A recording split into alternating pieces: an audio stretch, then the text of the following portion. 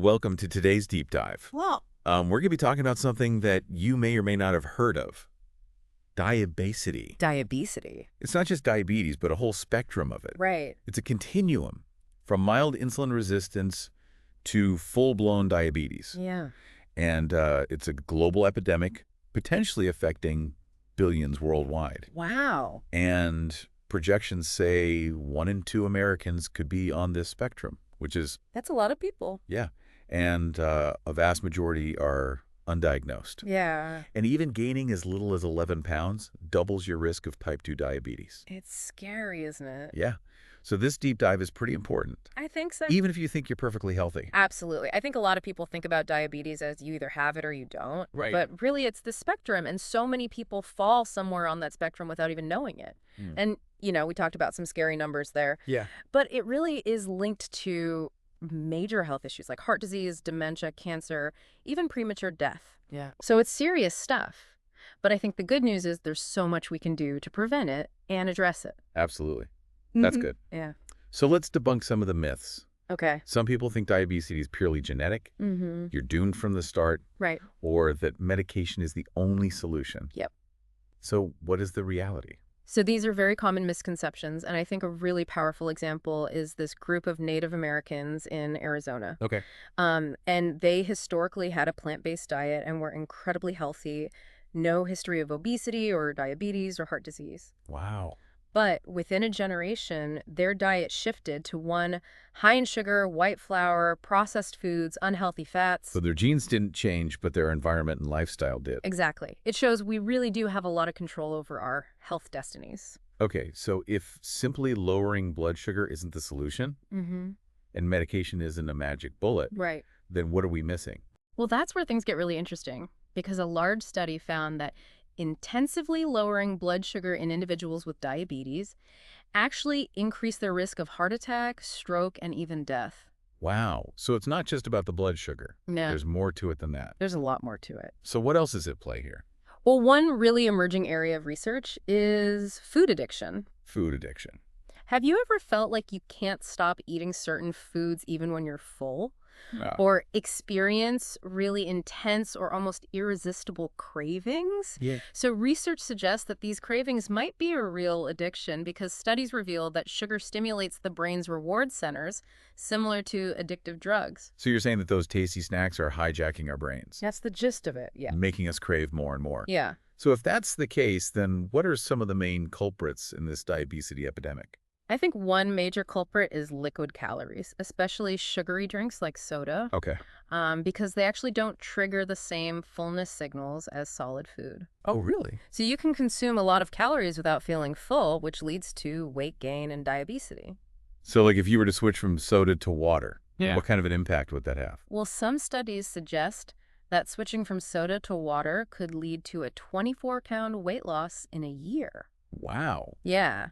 And this also makes you think about things like the debate over soda tax, Yeah. because the U.S. government actually spends about $4 billion annually on soda for the poor through the food stamp program. I didn't know that. So some people argue that a soda tax could reduce consumption and help with healthcare costs. Right. But of course, there are arguments on both sides. Right. Yeah. Some people say that restricting food choices is discriminatory. Right. Yeah, there's a lot to consider there. There is. So it seems like we need a new approach, I think so. something beyond just focusing on blood sugar levels. Yeah. So what would be a better way to approach this? Well, one promising approach that we're seeing is functional medicine. It's basically about looking under the hood to identify the root causes of disease rather than just treating the symptoms. So instead of just slapping a diabetes label on someone, you're looking at the bigger picture. Exactly. You're looking at the whole person, the interplay of hormones, inflammation, diet, lifestyle, everything. That's a good way to put it. Yeah. And so functional medicine understands that disease doesn't happen overnight. Right. It develops gradually On a continuum, yeah. on a continuum. So early intervention is key. Right. And functional medicine examines 7 key systems in the body: hormonal, immune inflammatory, digestive detoxification, energy production, structural biomechanical, transportation circulatory, and mind, body, spirit. Wow, that's a lot. It is. So how do those 7 systems tie into diabesity? Well, imbalances in any of these systems can contribute to diabesity. Right. So, for example, Hormonal imbalances like insulin resistance are a major driver, but so are chronic inflammation, gut health issues, and even stress. So it's like a domino effect. Exactly. One imbalance triggers another and then Yeah. eventually leads to diabesity. So it sounds like functional medicine is not about battling disease, but creating health. Exactly. Yeah. It's about removing the obstacles like toxins, allergens, poor diet, chronic stress Wow. that prevent your body from functioning optimally, and then adding in the ingredients for health like whole foods and nutrients and sleep and movement. So our bodies can actually heal themselves if Exactly. we just give them what they need. That's the idea. But making these changes can be really tough, especially alone, right? Absolutely. I think community support is crucial. And a great example of this is a faith-based group lifestyle program. Okay. And it focuses on faith, food, fitness, focus, and friends. Okay. And participants in this group experienced incredible results, Wow. including weight loss, improved health markers, relief from chronic health problems. That's great. Yeah, it really showcases the concept that the group is the medicine, the community is the cure. So we're social creatures. We are. We need that connection, that support. Absolutely. Okay, so it's not just about what we eat, but also who we're eating it with. Exactly. So we've covered the science of diabesity, the importance of lifestyle changes, and the need for community support. Mm-hmm. But let's get practical. What concrete steps can people take to address this issue? Well, that's where something called the Blood Sugar Solution Program comes in. Okay. And it really tackles the root causes of diabesity through diet changes, lifestyle modifications, and targeted supplements. So give us some of the highlights. Well, it starts with preparing your kitchen. Right. And that means getting rid of all those processed foods and sugary drinks and unhealthy fats. Okay. You really want to create a space that's going to support your health goals. Okay, so create the right environment. Exactly. Okay. And then you prepare your body by going on what's called a drug holiday, Oh, wow. which basically means a break from sugar, caffeine, alcohol, and nicotine. So it's like a reset. Yeah, exactly. And then the foundational diet focuses on whole foods, low glycemic load meals, slow carbs, and healthy fats. Okay. So it's a pretty comprehensive approach addressing all aspects of health. All right, I'm sure our listeners are eager to hear more about this diet. What can they expect to eat on the Blood Sugar Solution Program?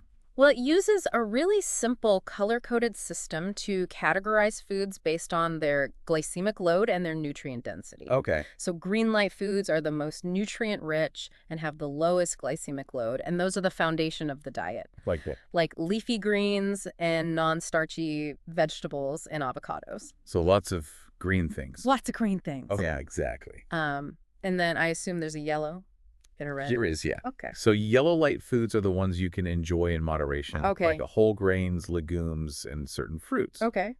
And then red light foods are the ones we're better off avoiding, those highly processed foods loaded with sugar and unhealthy fats. Yeah, the usual suspects. So it sounds like a pretty big shift from the typical Western diet. It can be a shift, but it's a shift in the right direction. Okay, I bet our listeners are wondering about, like, specific meal ideas I bet. and recipes. Yeah. And so we're going to delve deeper into all those details after a quick break. Sounds good. So stay with us. So before the break, we were talking about that color-coded system Yeah. in the blood sugar solution program. Right. So let's dive into the specifics of each category, Okay. starting with those green light foods. The nutritional powerhouses. Yes. So eat more of those. Those are your go-to choices. Okay. They're packed with nutrients and fiber, and they have a low glycemic load, which means they won't cause drastic spikes in your blood sugar. So like leafy greens, we talked about non-starchy vegetables, avocados. Yeah, all the good stuff. What else? Think colorful vegetables like broccoli, asparagus, bell peppers, Brussels sprouts. Okay. Don't forget the healthy fats like olive oil, nuts, and seeds. So it's not just what you eat, but how you combine those foods. Yeah. Does that matter too? It does. Yeah. Pairing those green light foods with protein and healthy fats at every meal can actually help slow down the absorption of sugar into your bloodstream. Oh, so it's like that balance. Exactly. Helps Right. maintain that blood sugar balance. Okay, so now let's talk about those yellow light foods. Yeah. The ones that we can enjoy in moderation. Exactly. So they're not off limits, but they do require a little more thought. Okay. So we're talking about things like whole grains like brown rice and quinoa, Okay. legumes like lentils and chickpeas, and then certain fruits like berries. So these are still healthy choices, They are. but maybe not as ideal as those green light superstars. Yeah, they might have a slightly higher glycemic load. Okay. So portion control is key here. Okay. Instead of having a big bowl of pasta, maybe consider a smaller portion alongside a generous serving of grilled chicken or fish and a big salad. So balance it out with those green light options. Exactly. Some protein. Got it.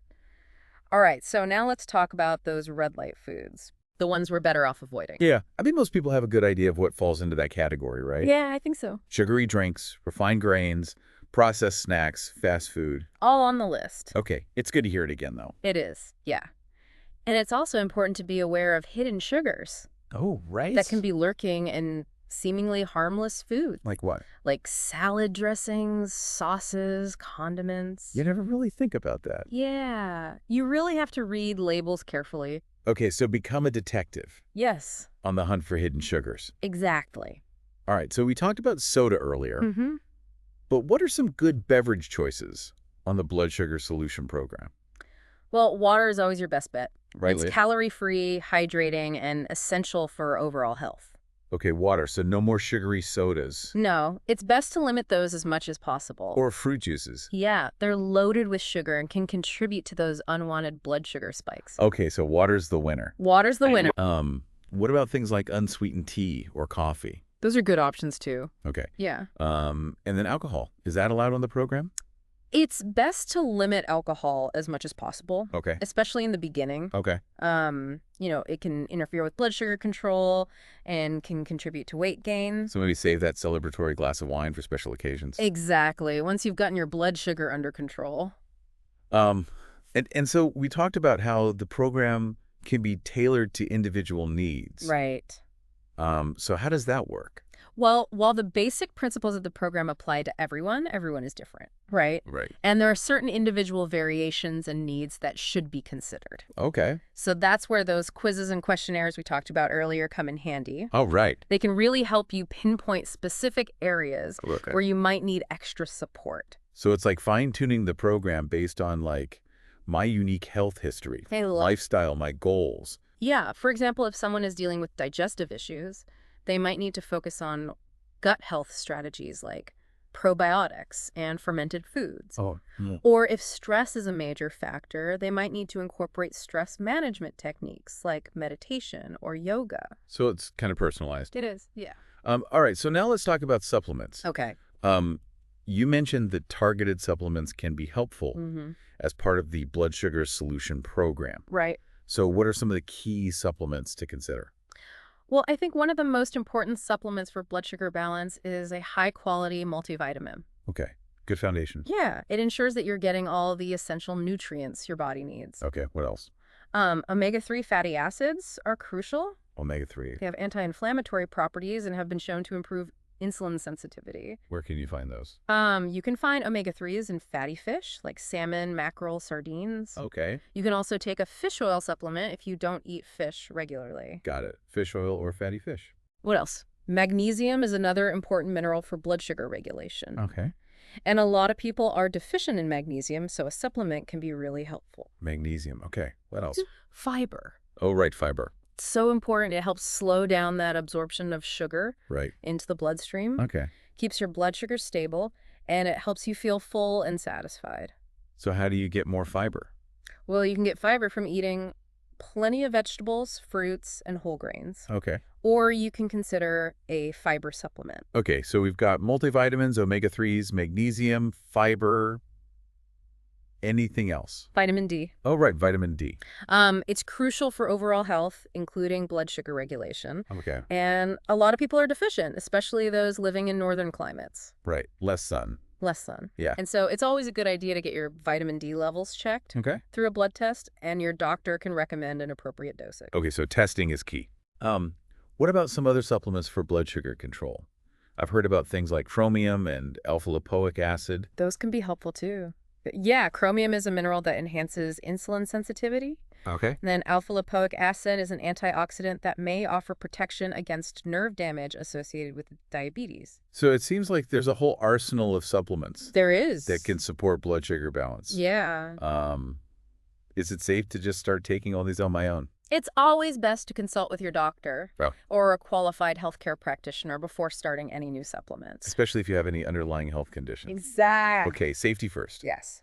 All right. Now let's talk about stress. Okay. We touched on it briefly earlier, Mhm. but how exactly does stress contribute to diabetes? Well, stress is a major contributor to hormonal imbalances, Right. including insulin resistance. Okay. So when you're stressed, your body releases hormones like cortisol and adrenaline, and those can raise your blood sugar levels and make it harder for your body to use insulin effectively. So chronic stress is kind of like a double whammy. Yeah, It yeah. messes with your hormones and then makes you crave those sugary, comforting foods. Right. It's a vicious cycle. It is. It is. So what can people do to manage stress and break free from that cycle? Well, there are many effective stress management techniques out there. Okay. The key is to find what works best for you. Right. Some popular options include things like meditation, yoga, deep breathing exercises, Okay. spending time in nature, listening to music, engaging in hobbies that you enjoy. So it's about finding those healthy outlets Exactly. for stress, things that help you relax and recharge. Yes. Okay. So we've covered diet, supplements, stress management. What about exercise? Oh, exercise is crucial. Okay. It helps improve insulin sensitivity, it lowers blood sugar levels, it supports weight So management. it's like a triple threat against diabesity. It is. And what kind of exercise is best for blood sugar control? Well, I think a combination of aerobic exercise and strength training is ideal. Okay. So aim for at least 30 minutes of moderate intensity exercise most days of the week. Moderate intensity. What does that mean? Think brisk walking, jogging, swimming, cycling, dancing, Okay. anything that gets your heart rate up and makes you breathe a little harder. So get moving. Get moving. Doesn't have to be a grueling workout. No. Okay. And then what about strength training? How often should you do that? Aim to work all the major muscle groups 2 to 3 times a week. 2 to 3 times a week. Got it. Yeah. Are there any other exercise tips for blood sugar control? Yeah, there's a form of exercise that's particularly effective for blood sugar regulation, Okay. and it's called high-intensity interval training, or HIIT. HRIT. I've heard about that. Yeah, it involves short bursts of intense exercise followed by periods of rest or recovery, Right. and it's a really efficient way to work out. But is it safe for everyone? It's always best to check with your doctor Okay. before starting any new exercise program. But for most people, HIIT can be a safe and effective way to improve insulin sensitivity. Okay, so consult with your doctor and then maybe give HIIT a try. Yeah. Okay. Now let's talk about sleep. Okay. I mean, we all know how important sleep is for overall health, Right. but how does it relate to diabetes specifically? Well, sleep is absolutely essential for blood sugar regulation. Okay. When you're sleep deprived, your body produces more of the stress hormone cortisol, Right. and that can lead to insulin resistance. So not getting enough sleep can actually make you more resistant to insulin. It can, yeah. Wow. And it can also increase cravings for sugary foods Oh, no. and make it harder to lose weight. Wow, lack of sleep is like a triple threat It is. against our blood sugar. Yes. So what can people do to improve their sleep habits? Well, first and foremost, aim for 7 to 8 hours of quality sleep each night. Easier said than done. It can be, Right. but there are things you can do to create a more sleep-conducive environment. Make sure your bedroom is dark, quiet, and cool. Okay.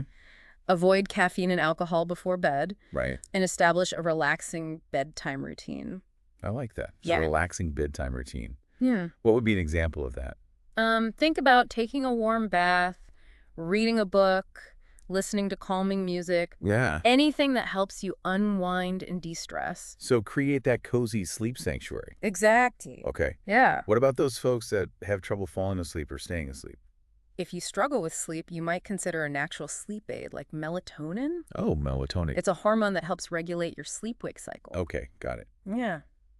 Any other sleep-enhancing tips? Make sure you're getting enough exposure to daylight during the day. Right, get that sunshine. Yeah, it helps regulate your natural sleep-wake cycle. Got it. Okay, so get some sunshine during the day, create a calming bedtime routine. Yeah. Now let's talk about the mind-body connection. Okay. We talked about stress management, Mm-hmm. but are there other aspects of the mind-body connection There are... that are important for addressing diabetes? Yes, absolutely.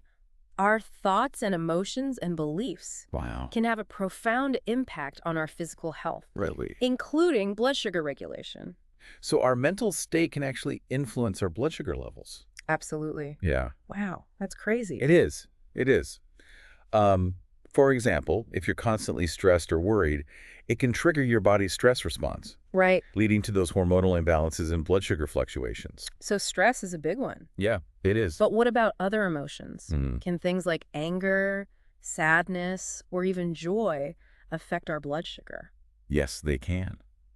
Any strong emotion Wow. can trigger a physiological response in the body. So it's about being aware of our emotions Yeah. and how they might be affecting our physical health. Exactly. And finding healthy ways to process and manage those emotions. Okay, so stress management is key. It is.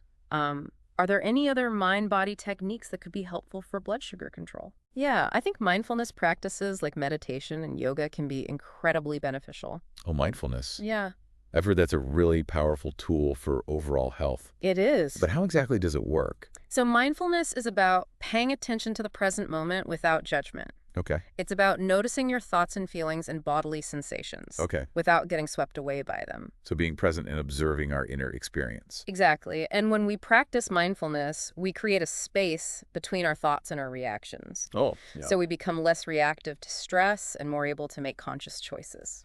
I like that. Yeah. All right, so now let's talk about community support. Okay. We touched on it briefly earlier, Mm-hmm. but why is it so important for addressing diabesity? Well, I think community support is crucial because it provides accountability, encouragement, and a sense of belonging. Okay. Making lifestyle changes can be really challenging, Right. and having a supportive community can make a world of difference. So it's like having a team of cheerleaders on your side, Exactly. encouraging you every step of the way. Yes, Yeah. yes. And it's not just about moral support.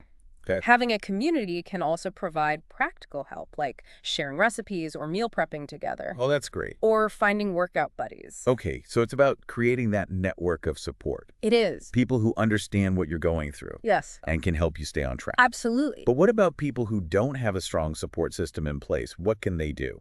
Well, there are many great online communities Oh. dedicated to supporting people with diabesity and other health challenges. Okay, so online communities are a good option. They are, yeah. Are there any other ways to build a support system? You can join a local support group, connect with friends or family members who are also interested in healthy living, Okay. or even work with a health coach or a therapist who can provide guidance and accountability. So it's about being proactive It is. and seeking out those connections. Yes. Whether they're online or in person. Got it. And building a support system takes time and effort, Right. but it's worth it. Okay, so we've covered a lot of ground here, from the basics of the blood sugar solution program Yeah. to the importance of exercise, stress management, sleep, mindfulness, and community support. Mm-hmm. But what about those folks who are already on medication for diabesity? Okay. Can this program still help them? That's a great question. I think it can. Yeah, because the program is designed to address the root causes of diabesity. Right. So it can certainly be beneficial for people who are already on medication. Okay. However, it's extremely important to work closely with your doctor if you're considering making any changes to your medication regimen. So don't go rogue and stop taking your meds. No, definitely not. Talk to your doctor. Talk to your doctor. They can monitor your progress and adjust your medication dosage as needed. Okay. Safety first. Safety first. All right, so I'm sure our listeners are eager to hear about practical steps they can take to implement this program. Yeah. So what are some key things they can do to get started? Well, I think the first step is to assess your current diet and lifestyle. Okay. So take a good look at what you're eating, Okay. how much you're moving, how well you're sleeping, how you're managing stress. So it's about self-awareness. It is. Yeah. And once you have a clear understanding of your starting point, you can start making those gradual changes. So it's gradual progress, not overnight perfection. Exactly. Okay. It is, yeah. Start by making small, sustainable changes that you can stick with over time. Okay, so baby steps. Baby steps. Okay. For example, instead of trying to overhaul your entire diet overnight, Right. maybe focus on adding one more serving of vegetables to each meal. Okay. Or instead of trying to hit the gym 5 days a week, maybe start with a brisk walk around the block every evening. Okay, so consistency over intensity. Exactly. Yeah. Yeah.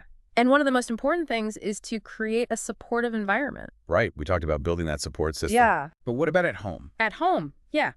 It's about making it easier to make those healthy choices. Okay. So stock your kitchen with healthy foods. Okay. Get rid of the junk food. Okay. Create a space that really supports your goals. So like a kitchen makeover. Kitchen makeover. I like that. Yeah. So kitchen makeover, gradual changes, build that support system, What else can people do? I think planning is key. Right. It makes those healthy choices so much easier. Okay. So spend some time each week planning out your meals and snacks for the week ahead. Planning ahead, what if I'm like short on time? Yeah. Or I don't have the energy to cook? Well, batch cooking can be a lifesaver. Oh, yeah. Spend a few hours on the weekend cooking up a big batch of soup, chili, or a grain bowl that you can enjoy throughout the week. Oh, like that. You can also pre-chop vegetables, cook grains, and portion out snacks. So do all the prep work ahead of time.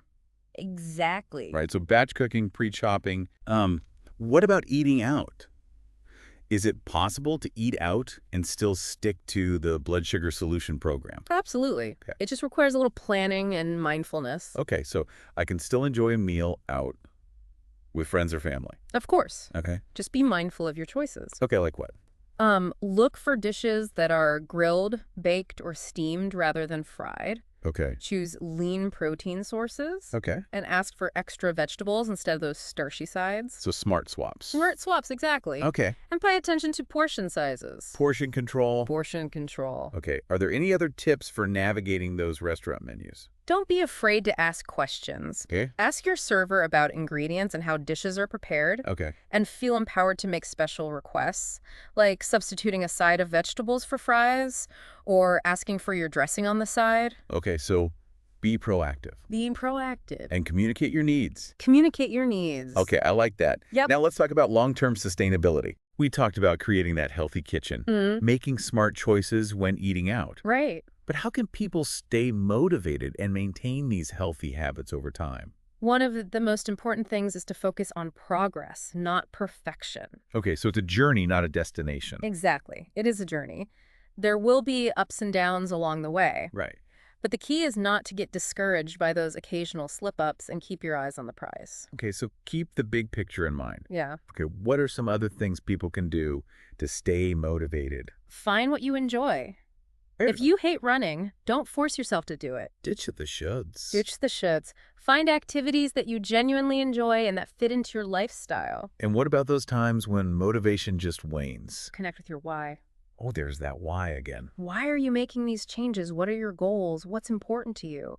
Reminding yourself of that deeper motivation can be really powerful for reigniting your commitment. So tap into that deeper motivation, that driving force behind it, the desire to improve your health. Yeah, remind yourself of that why regularly. Right. Write it down, visualize it, talk to someone about it. Got it. Okay, so connect with your why and keep it top of mind. Yes, and surround yourself with positive influences. Okay. Connect with people who support your goals, read inspiring books or articles, listen to uplifting podcasts. Okay, so create a positive and supportive environment. Exactly. Okay, now let's talk about cravings. Okay. I mean, we all experience them from time to time. How do you do? Especially when we're making these big lifestyle changes. Yeah. So how can people manage those cravings? Well, first of all, cravings are a normal part of life. They are. Okay. And the good news is they're temporary. Yeah. They usually pass within 15 to 20 minutes. So ride the wave, Ride the wave. knowing that it's going to pass. Exactly. But what about those moments when the craving feels completely overwhelming? Yeah, Are there any strategies for those tough moments? absolutely. First, try to identify what's triggering the craving. Okay. Is it stress, Okay. boredom, Okay. fatigue? Oh. Once you know the trigger, you can address it. Right. So if it's stress, practice a relaxation technique. Okay. If it's boredom, find a healthy distraction. Got it. Okay. So identify the trigger and address it. Yeah. What about the craving itself? Okay. How can you manage that, like, intense urge to eat something sweet or unhealthy? One effective strategy is to substitute a healthier option. Okay. If you're craving chocolate, try a piece of dark chocolate with at least 70% cacao. Okay. If you're craving something crunchy, try a handful of nuts or seeds. Okay. So substitute. Substitute. What if nothing but the real deal will satisfy that craving? Well, in those cases, it's okay to indulge in moderation. Oh, okay. Allow yourself a small portion of a food you're craving, but be mindful of the portion size. Okay. And make sure to balance it out with plenty of healthy foods throughout the day. Okay. So indulge mindfully. Indulge mindfully. In moderation. In moderation, exactly. But what about those folks who are, like, constantly battling cravings? Yeah, Is there something deeper going on there? there might be. Yeah. Yeah. In some cases, persistent cravings can be a sign of an underlying nutritional deficiency. Oh, okay. So, for example, if you're constantly craving sweets, it could be a sign that you're not getting enough protein Right. or healthy fats in your diet. So those cravings are like messages from our bodies They are. telling us that we're missing something. It's about listening to your body and giving it what it needs. Okay, that makes sense. Oh, Now let's talk about setbacks. okay. I mean, we all experience them from time to time, We do. especially when we're making these big lifestyle changes. Yes. So how can people handle those setbacks without getting discouraged? Well, setbacks are a normal part of the process. Okay. And it's important to remember that you're not perfect. Okay. And you don't have to be. Right. So give yourself some grace. Give yourself grace. But how do you bounce back from those slip-ups? First of all, don't beat yourself up about it. Okay. Acknowledge the setback, learn from it, and move on. Acknowledge, learn, and move on. Okay. But how do you prevent those setbacks from turning into full-blown derailments? One of the most important things is to have a plan in place Okay. for when those setbacks occur. So like a backup plan. Yeah, a backup plan. Yeah. For example, if you know you're going to a party where there will be tempting foods, Right. plan ahead and bring a healthy dish to share. Okay. Or if you know you'll be traveling, pack healthy snacks and make sure to stay hydrated. So anticipate those challenging situations. Yes. Okay. And have a strategy in place. Okay, so anticipate and strategize. Strategize, yeah. What are some other tips for handling setbacks? It's important to focus on progress, not perfection. Right. Celebrate your small wins along the way and don't get too caught up in the occasional slip-up. So focus on the positive Focus on the positive. and celebrate those victories. Yes. What about those folks who are struggling to stay motivated? Yeah. I think one of the most powerful things you can do is to connect with your why. There it is again. Why are you making these changes? What are your goals? What's important to you? Okay. Reminding yourself of that deeper motivation can be really powerful for reigniting your commitment. So tap into that deeper motivation, When that he's done it. driving force Yeah. behind that desire to improve your health. Yeah. Okay, any other motivation boosting tips? Surround yourself with positive influences. Okay. Connect with people who support your goals. Read inspiring books and articles. Listen to uplifting podcasts. Okay, so create that positive and supportive environment. Exactly. Okay. Now let's talk about the long-term sustainability of this program. Okay. Is this something people can realistically maintain for the rest of their lives? Well, the program is designed to be a lifestyle, not a quick fix. Okay, so it's about creating those healthy habits that you can stick with But you can stick with for the long haul. for the long haul. Exactly. And the good news is, once you start experiencing the benefits, more energy, better sleep, improved mood, weight loss, Right. it becomes easier to stay motivated and keep those healthy habits going. So the benefits become their own reward. They do. But what about those times when life gets busy or stressful? Yeah. How can people stay on track when things get hectic? I think it's important to be flexible and adaptable. So life happens, and we just need to roll with the punches. We do, yeah. There will be times when you can't follow the program perfectly, Right. and that's okay. Okay. The key is to get back on track as soon as possible Okay. and not let those occasional slip-ups derail your progress. So it's about consistency, not perfection. Exactly. Okay, now let's talk about results. Okay. What kind of results can people expect to see from this program?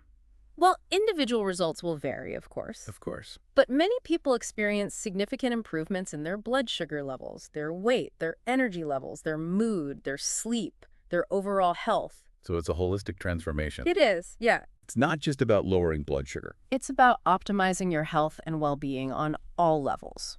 Okay, so I'm really excited about the potential of this program. Me too. It seems like a really empowering approach to addressing diabesity and just taking control of your health. I think so too. Yeah. It's about shifting the focus from managing disease to creating health. Okay, so we've covered a lot of ground here. We have, host speaker. So we were just talking about some sample meals on the blood sugar solution program. Right. And now I want to talk about how to create a healthy kitchen, Yes. which is essential for blood sugar balance.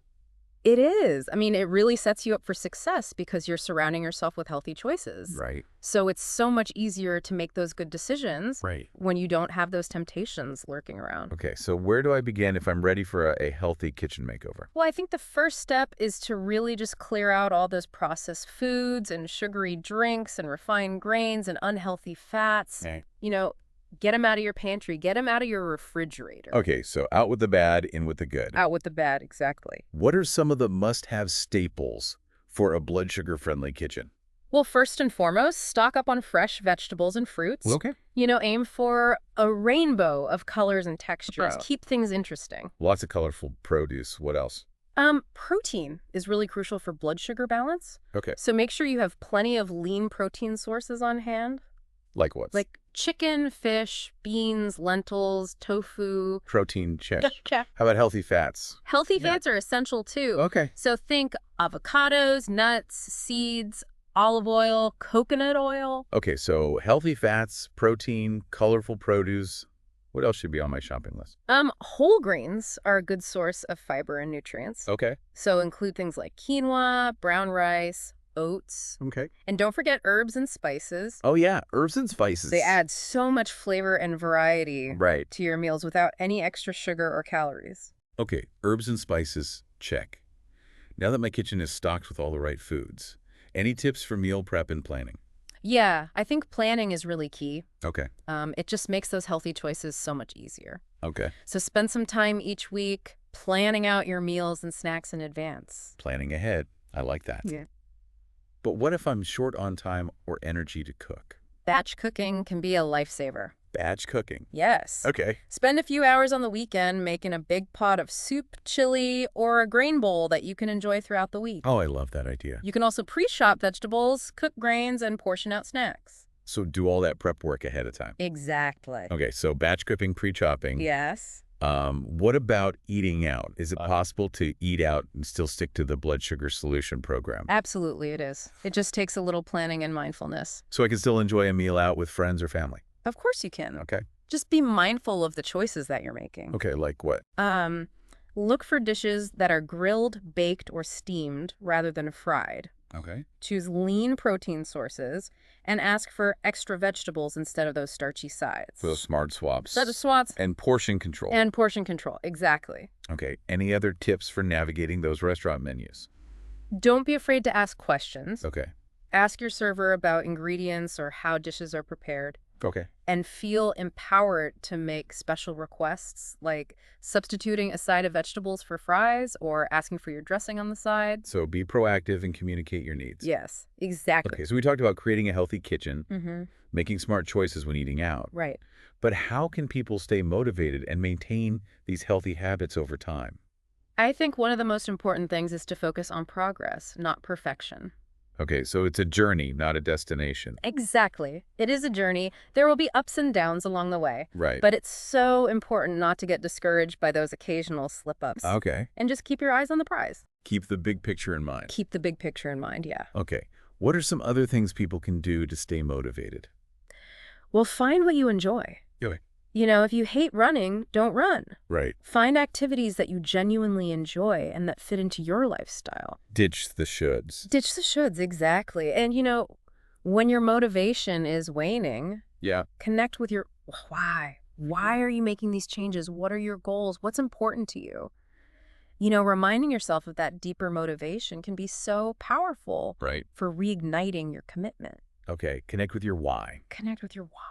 Any final thoughts for our listeners today? I would just say remember that you're not alone on this journey. Okay. There are resources available. Yeah. And you have the power to create a healthier and happier life. I love that. And it starts with taking that first step. This has been such a great deep dive into diabesity and the blood sugar solution. It has. I'm personally feeling very inspired to take charge of my own health. Good. And to our listeners, thank you so much for joining us on this deep dive. Yes, thank you. We hope you feel empowered to make some positive changes. Absolutely. And remember, small steps lead to big transformations over time. They do. We'll be back next week exploring another fascinating topic. Looking forward to it. But until then, stay curious, stay informed, and keep diving deep. See you next time.